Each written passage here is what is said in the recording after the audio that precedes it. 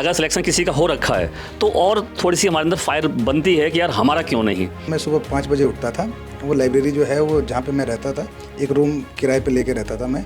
जिससे आपने तैयारी की तो तैयारी के दौरान कभी कभी ऐसा होता है कि यार मैं ये कर पाऊंगा या नहीं कर पाऊंगा, क्योंकि सबसे पहले अपने आप पर सेल्फ डाउट होता है। एक आध घंटे के लिए उस समय थोड़ा आप खुद को आराम दीजिए। वो कुछ नहीं होता है, आपके मस्तिष्क का एक भ्रम होता है जो आपको पीछे खींचने की कोशिश करता है। केवीएस में आपको सबसे बड़ी चुनौती क्या लगती है? अगर आपने केवीएस को चूज़ किया है, यहाँ पे जो है बहुत सारे चैलेंजेस आएंगे आपके सामने और आपको जो है उन चैलेंजेस के लिए अपने आप को तैयार करना है। हेलो दोस्तों, एवरीवन, सभी को नमस्कार। मैं सोलंकी आप सभी के साथ जुड़ चुका हूँ सुपर कोचिंग टेक्स्ट बुक में लाइव है। दोस्तों आपका स्वागत है और आज हम बात करने वाले हैं दोस्तों केवीएस के सिलेक्टेड टीचर के साथ, जिन्होंने अपनी इस सफल यात्रा को किस तरह से पार किया और किस तरह से दोस्तों सरकारी शिक्षक बनने का जो सपना था उन्होंने वो साकार किया। उस पूरे अनुभव को हम यहाँ पर जानने की कोशिश करेंगे और मेरे साथ जुड़ चुके हैं यहाँ पर प्रवीण जी और मान सिंह जी। तो प्रवीण जी, कैसा आपका ये रहा सफ़र, किस तरह से आपने, मैं सबसे पहले आपके बारे में जानना चाहूँगा और अपने सारे बच्चों को बताना चाहेंगे हम कि किस तरीके से आपने अपने सफ़र को तय किया, क्या क्या आपको यहाँ घटनाएँ आई, तो ज़रा बताएंगे बच्चों को। अवश्य सर, धन्यवाद। मैं प्रवीण कुमार द्विवेदी, नाम आप बता ही चुके हैं, और मैं एक्चुअली उत्तर प्रदेश के एक पूर्वी ज़िले बलिया का रहने वाला हूं। और शिक्षण एक तरह से कह सकते हैं कि हमारे रक्त में है। हमारे पिताजी भी शिक्षक थे, दादाजी भी शिक्षक थे, और शिक्षण से हमारा पूरा परिवार जुड़ा हुआ है। और फिर एक दो बार केंद्रीय विद्यालय संगठन के बारे में जानने का अवसर मिला पढ़ाई के ही दौरान। तो लगा कि ये एक ऐसा शिक्षण संस्थान है जो शिक्षा तो देता ही है, साथ ही साथ देश प्रेम की भावना और राष्ट्रीयता की भावना भी भरता है विद्यार्थियों के मन में। तो वहीं से एक सपना जगा कि केंद्रीय विद्यालय में शिक्षक के रूप में काम करना है। लेकिन बाद में जब परीक्षा का पैटर्न और फिर उसके लिए जो सीटेट करना है, फिर उसके बाद आपको मास्टर्स करना है, फिर केवी की परीक्षा पास करनी है, फिर इंटरव्यू देना है, वो सब देखने के बाद लगा कि हाँ, ये काम तो मुश्किल है, बट वही है कि एक बार जब तय कर लिया था कि करना है तो करना है। इस तरह से हमारी यात्रा शुरू हुई। और फिर साथ साथ पढ़ाई के साथ साथ शिक्षण में भी था, मैं पढ़ाता भी रहा, कुछ बच्चों को पढ़ाता भी रहा साथ साथ। तो उसके बाद टेक्स्ट बुक का भी सहारा मिला, जिसकी टेस्ट सीरीज़ और कक्षाओं से काफ़ी बहुत बड़ी सहायता मिली। एक तरह से कह सकते हैं कि मुख्य भूमिका रही हम लोगों के सिलेक्शन में, जो केवीएस में हुआ। हमारी सफलता में एक अहम योगदान रहा टेक्स्ट बुक का। बहुत बहुत धन्यवाद आपका। मान सिंह जी, ज़रा आप भी बताइए हम बच्चों को ज़रा अपने बारे में, किस तरह से आपने अपने इस सफ़र को अंजाम दिया। मेरा नाम मान सिंह है, जैसा कि आप बता ही चुके हैं। मैं हिमाचल प्रदेश के चंबा ज़िले का निवासी हूँ और मैं केवी में जो है वो हालांकि केवी जो है वो मेरी ज़िंदगी में पहले से था, क्योंकि मेरे जो कुछ कज़िन्स हैं ऑलरेडी केवी में जो है वो टीचर्स के पद पे हैं। तो उनको देख के हमेशा फैसिनेट होता था कि केवी ज्वाइन करना है, मुझे भी शिक्षक बनना है। तो उन्हीं को देख के जो है वो मैंने केवीएस की प्रिपरेशन शुरू करी और उसमें जो है वो जर्नी में जो है वो टेक्स्ट बुक का एक अहम योगदान रहा, क्योंकि टेक्स्ट बुक की टेस्ट सीरीज़ और ऑनलाइन क्लासेस से जो है वो मैंने तैयारी की। उनकी जो टेस्ट सीरीज़ है, स्पेसिफिकली जो टेक्स्ट बुक की, उनसे बहुत ज़्यादा हेल्प मिली। क्योंकि मुझे अभी भी याद है जो केवीएस का ये जो पेपर था, ये दिसंबर के महीने में जो है वो फिल हुआ था और बहुत कम टाइम रह गया था। तो यूजुअली उन दिनों क्या होता था, मैं लाइब्रेरी में बैठता था रातों में और कोई भी नहीं होता था।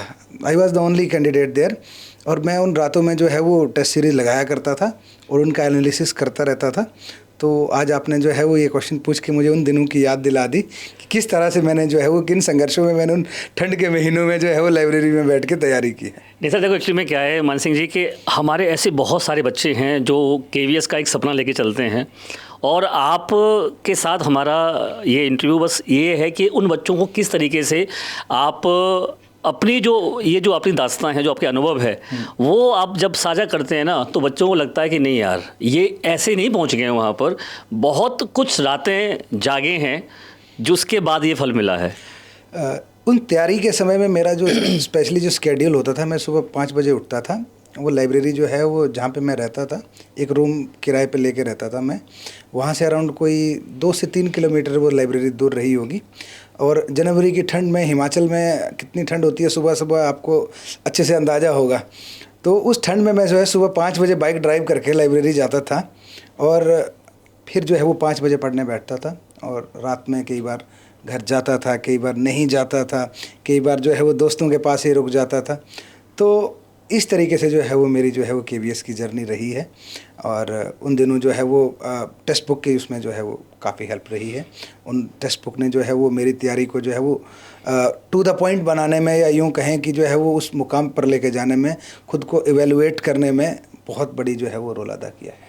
बहुत बहुत धन्यवाद आपका। तो दोस्तों, जैसा आपने देखा कि कोई भी आप किसी भी टारगेट को सिलेक्ट करते हो, क्योंकि जैसे मैंने अभी मान सिंह जी को सुना, उन्होंने बताया कि मेरे घर में से काफ़ी ऐसे चचेरे भाई या होता है ना कि घर में हमारे में अगर सिलेक्शन किसी का हो रखा है तो और थोड़ी सी हमारे अंदर फायर बनती है कि यार हमारा क्यों नहीं।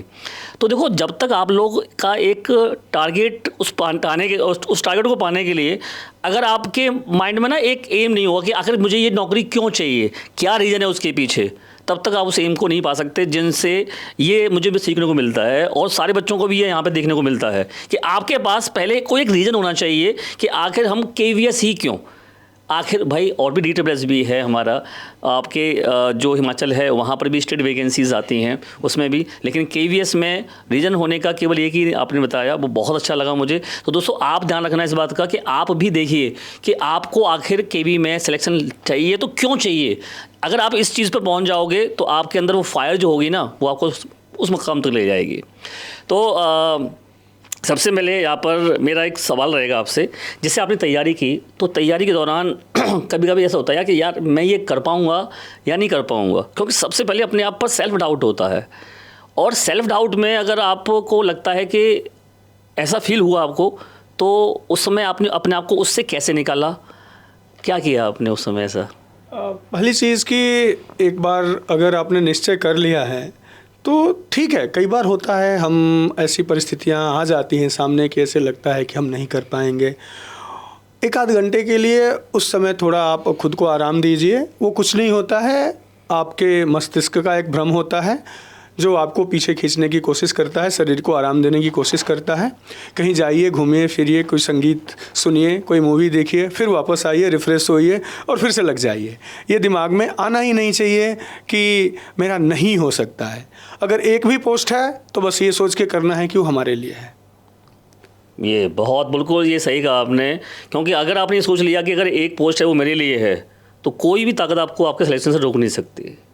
तो मान सिंह जी, जैसे अभी आपने मुझे बताया कि हमने इस तरीके से अपनी जर्नी को अंजाम दिया कि सुबह 5 बजे हम जाते थे। तो कई सारे प्लेटफॉर्म हैं, आपने अभी टेक्स्ट बुक का नाम लिया, और कई सारे ऐसे ऑनलाइन जैसे टेस्ट सीरीज़ बताई आपने, तो उसमें आपको टेक्स्ट बुक की तरफ से जो लाइव क्लासेस चलती हैं या टेस्ट सीरीज़ हैं, उसमें आपको कितनी उससे हेल्प मिली कि हाँ यार मेरे को सर, अगर मैं सजेस्ट करना चाहूँगा तो बच्चों को आप उसके लिए क्या कहना चाहेंगे? जैसे टेक्स्ट बुक में सबसे पहले तो जो PYQs होते हैं, उसमें वो PYQ मैंने दिए, उसमें मेरे सबसे पहले जो मार्क्स आए थे, मेरे 84 मार्क्स आए थे, मुझे अभी भी याद है। ओके। जो 150 का टेस्ट होता है, मेरा पहला जब मैंने टेस्ट दिया था मेरे 84 मार्क्स आए थे। लेकिन ये था, मैं डिमोटिवेट नहीं हुआ। मैंने क्या हुआ कि उसका जो एनालिसिस आता है, मैंने उसका एनालिसिस देखा, पूरी तैयारी को जो है इवेलुएट किया। उसमें जो है बाकायदा एक एक चीज़ आती है कि आपने जो है वो कहाँ पर गलती की है और क्या जो है वो कॉन्सेप्ट एक्चुअल में है, उसको समझने में जो है उसके छोटे छोटे नोट्स बनाए। फिर धीरे धीरे जो है उन टॉपिक्स को कवर किया और दोबारा से जो है वो नया टेस्ट दिया। फिर इस तरीके से जो है मेरा स्कोर बढ़ता रहा और अच्छे खासा जो है वो स्कोर रहा मेरा टेस्ट सीरीज़ में। मैंने अराउंड जो है 17 to 18 जो है वो मैंने मॉक टेस्ट दिए हैं टेक्स्ट बुक के ड्यूरिंग माई प्रिपरेशन। ओके।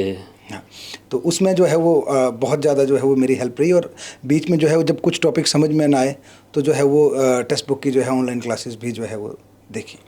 तो जैसा कि आप देख रहे हैं कि इस बार जो है KVS का सिलेबस भी बदला है, क्योंकि जब आपने दिया था उसके पैटर्न में और आज के पैटर्न में काफ़ी अंतर हो गया है। आपका Tier 1 है, Tier 2 आ गया, और उसमें आप क्या कहना चाहोगे बच्चों से, किस तरीके से उनको इस समय फोकस करना चाहिए? मेरी तरफ से जो है यही एक सजेशन है कि जो सिलेबस है उसको डीपली एनालाइज करें और अपनी तैयारियों को जो है वो उसके अकॉर्डिंग जो है वो बांटें। जितने जो है वो जिस टॉपिक की जितनी वेटेज है अपने तैयारी में उसको उतना समय दें और उन टॉपिक्स को कवर करें। अगर आपने जो है वो सिलेबस को अच्छे से रीड कर लिया, इट मीन्स आपने जो है वो KVS के रिक्वायरमेंट्स को रीड कर लिया। अगर आपने रिक्वायरमेंट्स को रीड कर लिया तो आपने क्या डिलीवर करना है ये आपको ऑटोमेटिकली पता लग जाएगा। Thank you sir. एक चीज़ मुझे बताइए आप, मैंने देखा है कि बच्चों को जैसे सर ने बताया कि इन्होंने स्पीड टेस्ट लगाए और मॉक टेस्ट लगाए, और पहले 84 नंबर आया।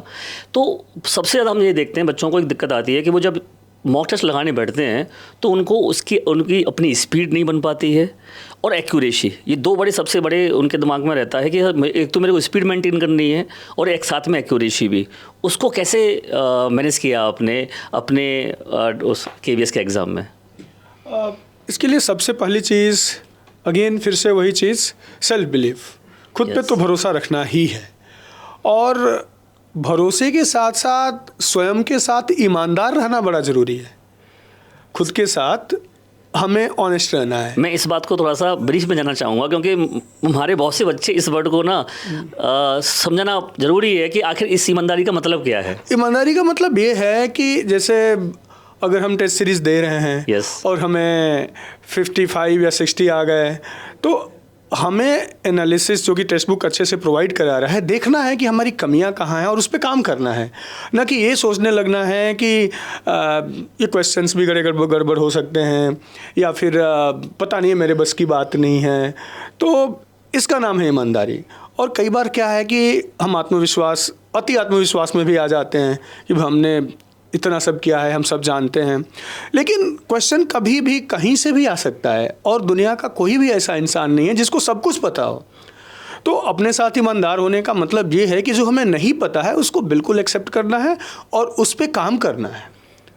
तो आपने जैसे मॉक टेस्ट दिए तो आपसे कौन सी गलतियाँ हुई और उन गलतियों को आपने कैसे सुधारा? आपको क्या लगा कि हाँ यार मेरी यहाँ गलती हो रही है, मुझे ये गलती सही करनी चाहिए? तो ऐसी कई सारी हमसे बच्चे भी जब मॉक टेस्ट देते हैं तो उनसे भी गलतियाँ होती हैं, तो आपसे भी हुई होंगी डेफिनेटली। तो उसमें आपको कैसा लगा, कैसे आपने उस चीज़ का सामना किया? मॉक टेस्ट में जो ऑनलाइन मॉक टेस्ट जो हमें मिलते हैं ना, उसमें सबसे बड़ी गलती हम ये करते हैं, हमारी सीरियसनेस। यस। हम ना मॉक टेस्ट को बिल्कुल ही ऐसे सोचते हैं चलो घर पे कर रहे हैं, जो मर्जी टिक कर लिया, थोड़ा सा कोई कॉल आ गई, कोई गाना सुन लिया, किसी ने बुला लिया, चले गए। नहीं, जब आप मॉक टेस्ट कर रहे हो ना तो ये कोशिश करो कि रियल एग्जामिनेशन मोड में जाके कोशिश करो। फ़ोन रख दो, रूम बंद कर दो, और ढंग से मॉक टेस्ट करो कि जैसे कि आप KVS का एग्ज़ाम ही लिख रहे हो। बिल्कुल। तो तब जाके वो सीरियसनेस अगर आ जाती है ना तो आधी चीज़ें अपने आप सही होने लगती हैं। मानसिंह जी, मैं आपसे जानना चाहूँगा कि KVS में आपको सबसे बड़ी चुनौती क्या लगती है? KVS अपने आप में ही चुनौती है। अगर आपने KVS को चूज़ किया है, यहाँ पे जो है बहुत सारे चैलेंजेस आएंगे आपके सामने और आपको जो है उन चैलेंजेस के लिए अपने आप को तैयार करना है। और वो तैयारी मुझे लगता है कि जब आप KVS के लिए प्रिपेयर करते हो ना, उसी टाइम में वो तैयारी शुरू हो जाती है, क्योंकि KV शुरुआत में आपको टाइम नहीं देता है। उस कम टाइम में आपको जो है वो गागर में सागर भरना है, फिर आपको एग्ज़ाम देना है। उसमें एग्ज़ाम के बाद आपको जो है वो बहुत कम समय मिलेगा आपको किसी भी काम को करने के लिए। तो KV आपको जो है, मुझे ऐसा लगता है शुरुआत से ही उस चीज़ के लिए तैयार करता है। सो आपको जो है वो कम समय में जो है वो ज़्यादा काम करने की आदत मैं समझता हूँ कि अभी से ही डाल लेनी चाहिए, क्योंकि KV में आपके लिए जो है वो काम तो मिलेगा और उस काम को आप कितने एफिशिएंटली करते हो ये आपकी एबिलिटी के ऊपर डिपेंड करता है और आपके जो है वो पॉइंट ऑफ व्यू क्या है वर्क को लेके आपका। मुझे लगता है कि वो सबसे ज़्यादा इंपॉर्टेंट लगता है, आपका पॉइंट ऑफ व्यू क्या है वर्क को लेकर। एग्जैक्टली। मानसिंह जी, जैसे आपने जब नौकरी लगी होगी आपकी और आपको पता लगा कि यार मैं KVS में सेलेक्ट हो गया, उसके बाद में आपकी लाइफ स्टाइल में कुछ चेंज आया? बहुत चेंज आया सर। लोगों का पर्सपेक्टिव बदल जाता है, लोगों को देखने का नज़रिया बदल जाता है, क्योंकि पहले भी जो है वो काम कर रहे थे, ऐसी बात नहीं कर रहे थे, लेकिन एक जो सरकारी नौकर का जो एक नज़रिया होता है लोगों का कि जो है वो KV में टीचर हैं, सेंट्रल गवर्नमेंट में काम कर रहे हैं, तो लोगों का जो है परसेप्शन ही बदल जाता है आपको लेकर के। तो वो एक जो है बेसिक बदलाव आता है लोगों का। तो उस समय जैसे होता है ना कि मुझे लगता है कि सबसे बड़ी खुशी, हमसे भी ज़्यादा खुशी हमारे माँ बाप को होती है। कैसा रिएक्शन था उनका? एक्सपेक्टेड था, मैं ये बताऊं, क्योंकि मुझे पता नहीं क्यों ऐसा लगता है, मैं हो सकता है लोगों को लगेगा कि ओवर कॉन्फिडेंट हो रहा है, पर मुझे फर्स्ट डे से ही लगता था कि मैं KV क्रैक कर सकता हूँ। ऐसे सेल्फ बिलीव था मुझे कि मैं कर लूँगा, और उसी चीज़ को लेकर के मैंने तैयारी भी शुरू की। बीच में जो है मुझे टीचिंग एक्सपीरियंस नहीं था, मैं पहले जो है एक आईटी कंपनी में काम कर रहा था। मैंने बीच में जो है वो 2 महीने के लिए ड्यूरिंग प्रिपरेशन ही मैंने कोचिंग इंस्टीट्यूट में भी पढ़ाया, ताकि जो है मुझे जो है एटलीस्ट जो है वो बोर्ड एक्सपीरियंस रहे। तो उसमें भी मुझे लगता था कि यार मैं करूँगा, अगर मैं ये नहीं करूँगा तो शायद मैं पीछे रह जाऊँगा।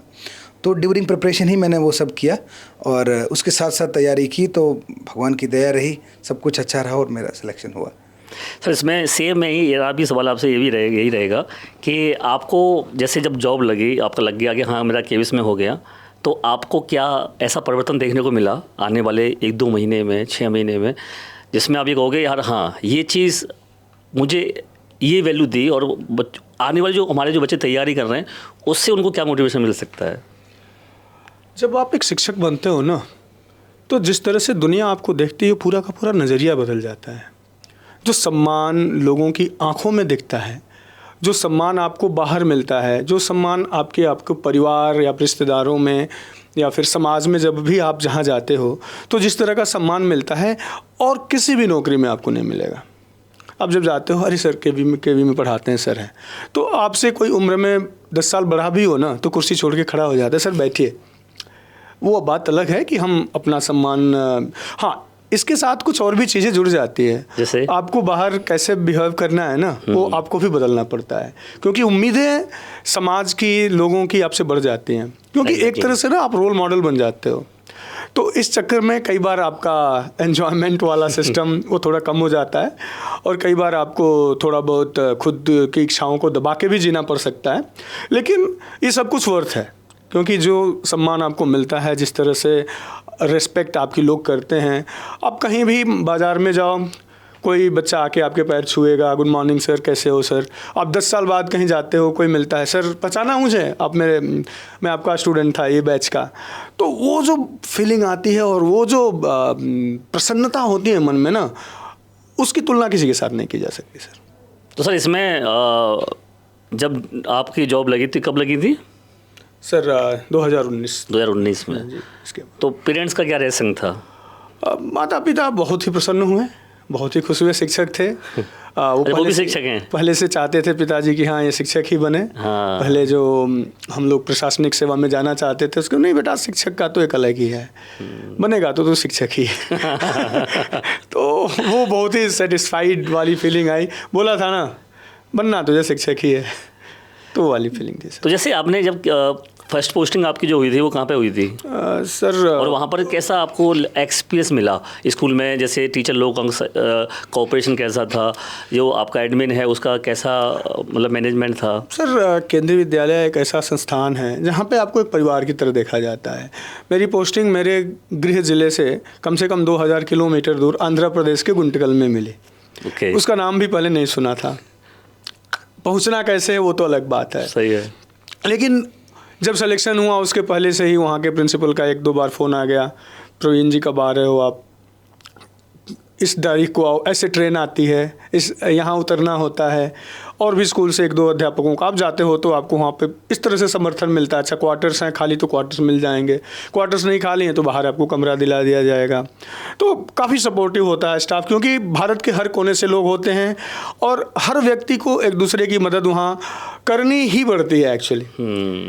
ठीक है। और इस तरह से ना वो करने वाली भावना अपने आप बढ़ जाती है, पहले करनी ही पड़ती है और उसके बाद वो आपकी आदत बन जाती है। आप जब केवी में जाते हो ना तो दूसरों की मदद करने की ना आप में एक तरह से ना एक बढ़ जाती है, एक इच्छा बढ़ जाती है। कैसे पूछोगे, डेवलप हो जाती है, बिल्कुल विकसित हो जाती है।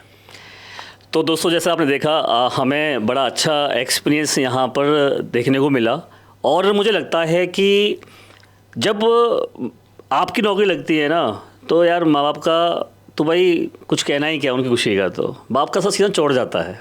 समाज में उसकी वैल्यू, मुझे लगता है कि हमारी तो वैल्यू बढ़ती है, समाज में उनकी जो वैल्यू बढ़ती है वो अलग ही लेवल की होती है।